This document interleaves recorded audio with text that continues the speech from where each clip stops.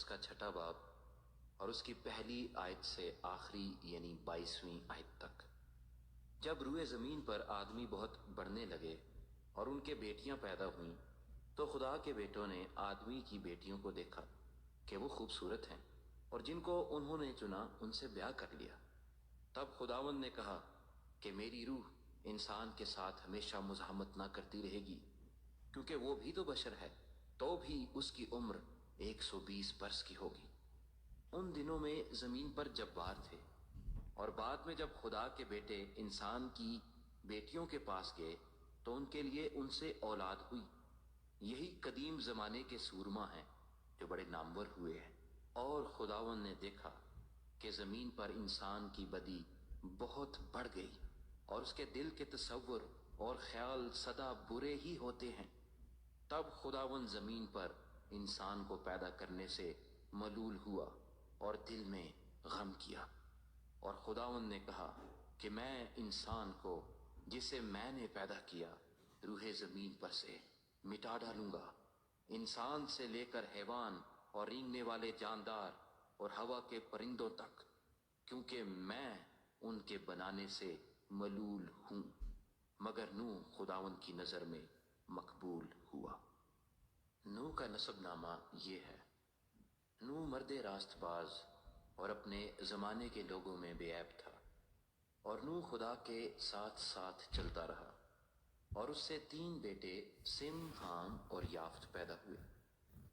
پر زمین خدا کے آگے ناراض ہو گئی تھی اور وہ ظلم سے بھری تھی، اور خدا نے زمین پر نظر کی اور دیکھا کہ وہ ناراض ہو گئی ہے، کیونکہ ہر بشر نے زمین پر اپنا طریقہ بگاڑ لیا تھا۔ اور خدا نے نوح سے کہا کہ تمام بشر کا خاتمہ میرے سامنے آ پہنچا ہے، کیونکہ ان کے سبب سے زمین ظلم سے بھر گئی، سو دیکھ میں زمین سمیت ان کو ہلاک کروں گا۔ تو گوپھر کی لکڑی کی ایک کشتی اپنے لیے بنا، اس کشتی میں کوٹھریاں تیار کرنا اور اس کے اندر اور باہر رال لگانا، اور ایسا کرنا کہ کشتی کی لمبائی 300 ہاتھ، اس کی چوڑائی 50 ہاتھ اور اس کی اونچائی 30 ہاتھ ہو، اور اس کشتی میں ایک روشن دان بنانا اور اوپر سے ہاتھ بھر چھوڑ کر اسے ختم کر دینا، اور اس کشتی کا دروازہ اس کے پہلو میں رکھنا، اور اس میں 3 درجے بنانا، نچلا، دوسرا اور تیسرا۔